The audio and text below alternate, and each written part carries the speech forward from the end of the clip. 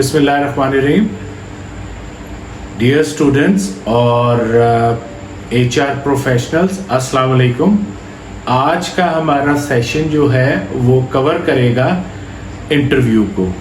तो interview is very important portion of selection. इसके सिलसिले में मैं कुछ और ज़्यादा बताने से पहले सबसे आपसे एक इसकी डेफिनेशन शेयर करता हूँ।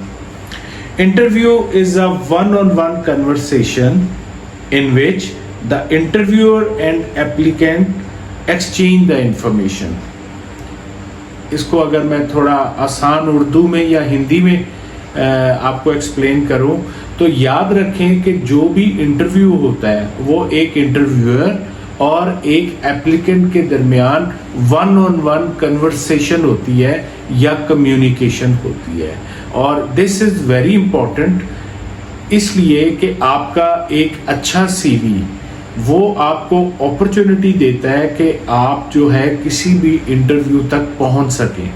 उसके बाद इंटरव्यू वाले दिन आप अपनी प्रिपरेशन कितनी अच्छी करते हैं, उस दिन आपका अटायर बहुत अच्छा होना चाहिए और आपने जिस भी कंपनी में इंटरव्यू देने जा रहे हैं उसके बारे में प्रॉपर उनकी वेबसाइट विजिट करनी चाहिए। उनके related information like what is the mission, vision, core values और ये सब चीज़ों को आपने स्टडी करना है और at least 15 minute before your interview आपने रिसेप्शन पे पहुंचना है। उससे ये होता है कि जब आप वहाँ पहले ऑन टाइम जिसे हम कहते हैं कि पहुंचना होता है तो जो भी कोई डॉक्यूमेंटेशन या प्रोसेस है वो HR डिपार्टमेंट उसको स्ट्रीमलाइन कर लेता है। उसके बाद बारी आती है कि आप किस वकार से, किस स्टाइल से इंटरव्यू रूम में एंटर होते हैं। याद रखें, देयर इज़ अ सेइंग कि first 20 to 30 seconds when you enter in the interview room और जो इंटरव्यूअर होता है या इंटरव्यूअर एक से ज़्यादा होते हैं तो वो एक अपना माइंडसेट बना चुके होते हैं according to your personality, your attire, your presentation कि हमने इसको सूट करना है या अपॉइंट करना है इस कंपनी में या नहीं। एक इम्पॉर्टेंट चीज़ आपने याद रखनी है, जब भी आप इंटरव्यू के लिए जाएं तो हमेशा अपना राइट हैंड फ्री रखें। अगर आपने कोई बैग पकड़ा हुआ है, कोई बुक पकड़ी है, always keep in your left hand so that अगर आपको कोई ऑफर करता है इंटरव्यूअर अस्सलाम वालेकुम और शेक योर हैंड प्लीज़, तो आपका राइट हैंड जो है वो बिल्कुल फ्री होना चाहिए। इसके अलावा एक और इम्पॉर्टेंट चीज़ है कि मैंने देखा है रियल लाइफ में माशाल्लाह यंग लोग आते हैं या बाकी प्रोफेशनल्स जब आते हैं तो उनके हाथ में जो भी डॉक्यूमेंट्स होते हैं या कोई भी एनवलप होता है या कोई भी चीज़ होती है तो वो ला के एकदम टेबल पे रख देते हैं।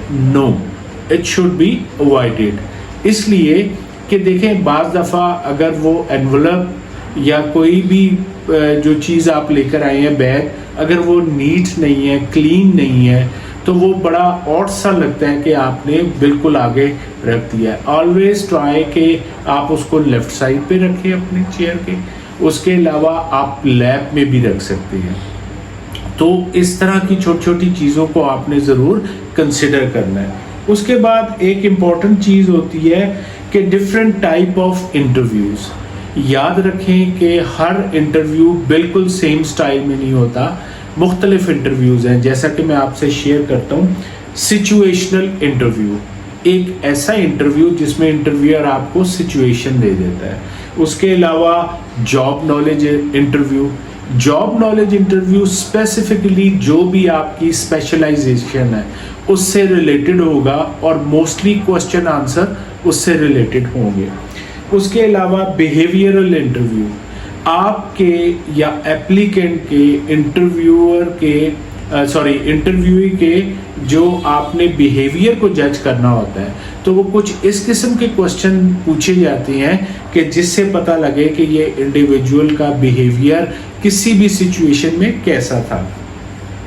Stress interview, stress interview mostly customer services related jobs में दिया जाता है और उसमें क्वेश्चन ऐसे होते हैं कि जिसमें फोकस किया जाता है स्ट्रेस को, so that we can see कि कोई भी एप्लीकेंट कितना स्ट्रेस जो है वो बियर कर सकता है।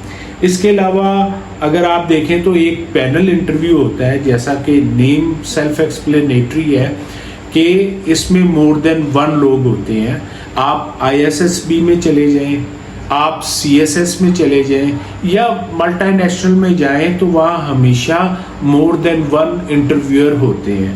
किसी एक की इंडिविजुअल की रिस्पॉन्सिबिलिटी होती है कि वो आपके बॉडी लैंग्वेज को चेक करे, ऑब्जर्व करे, और एक इंडिविजुअल है जो आपसे क्वेश्चन पूछते हैं नॉर्मली जनरल मैनेजमेंट के, और एक इंडिविजुअल है जो आपसे आपके डिपार्टमेंट से रिलेटेड क्वेश्चन आंसर कर रहे होते हैं। अच्छा, दूसरी इंपॉर्टेंट चीज़ है, याद रखें कि हमेशा इंटरव्यू बेसिकली 2 टाइप्स के होते हैं, स्ट्रक्चर्ड इंटरव्यू और अनस्ट्रक्चर्ड इंटरव्यू।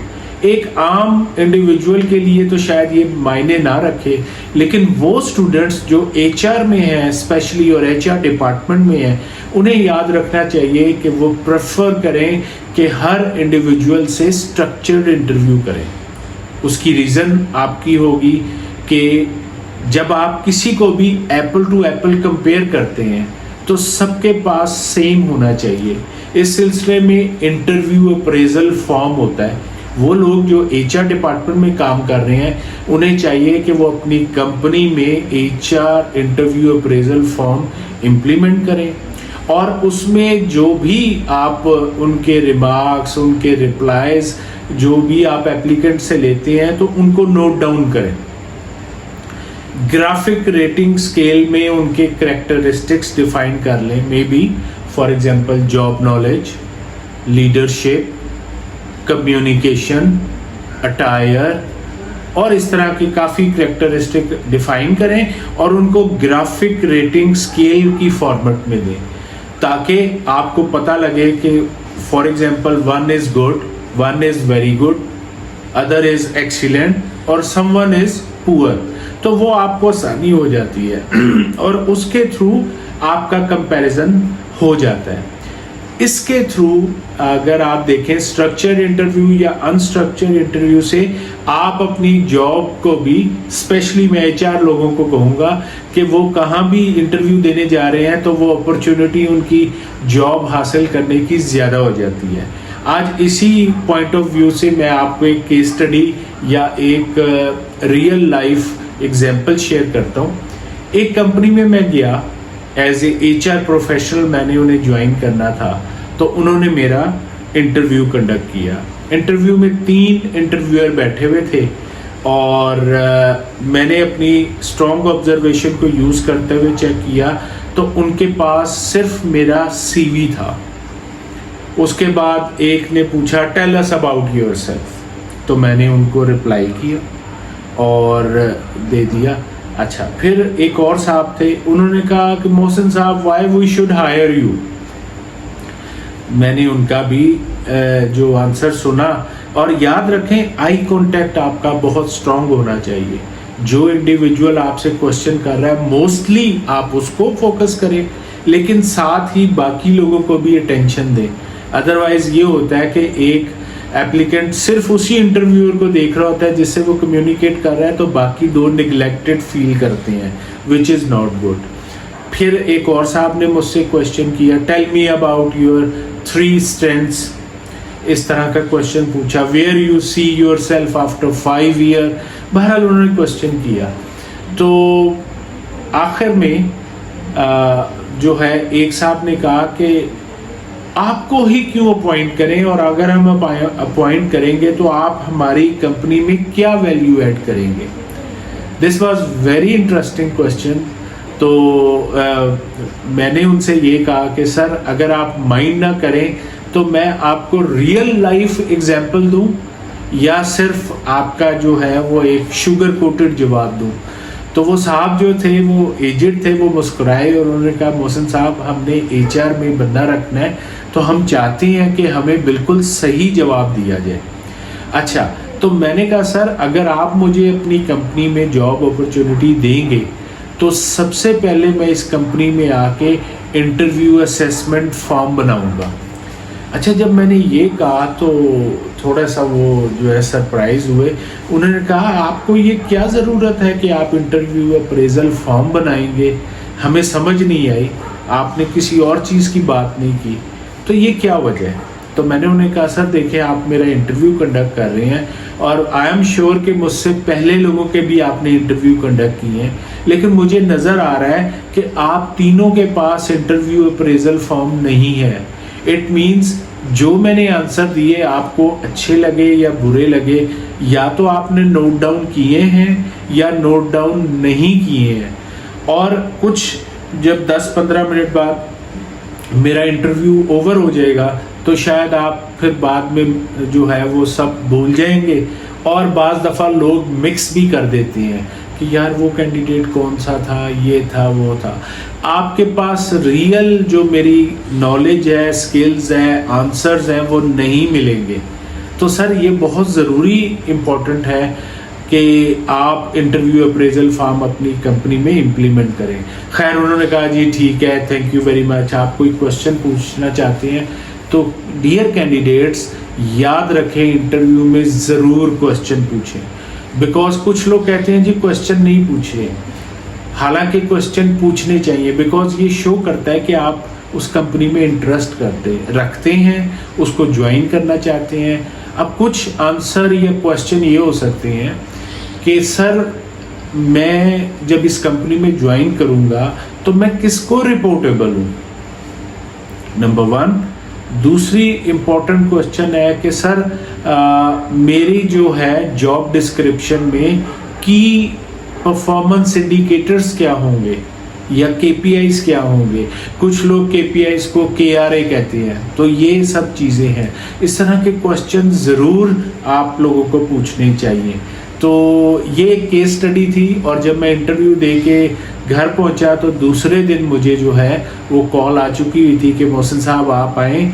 और जब मैं वहाँ पहुंचा तो ओनर ने जो है कहा जी आप ही HR मैनेजर हैं, तो आप एक लेटर भी ड्राफ्ट करें और मैं उस पर साइन करता हूँ, और जो डॉक्यूमेंट आपने कहा है वो बनाएं और हमारी कंपनी में पूरा HR सिस्टम डेवलप करें।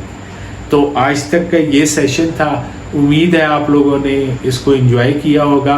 अगर आपके कोई क्वेश्चन हो, कोई इनपुट आप देना चाहें या कुछ चीज़ें मुझसे पूछना चाहें, तो आप जब मेरे चैनल को सब्सक्राइब करें तो वहाँ पे रिमार्क्स डाल दिया करें। इस चैनल की जो टीम है वो इंडिविजुअली कोशिश करेगी कि सबको रिप्लाई करें। थैंक यू वेरी मच, बहुत शुक्रिया।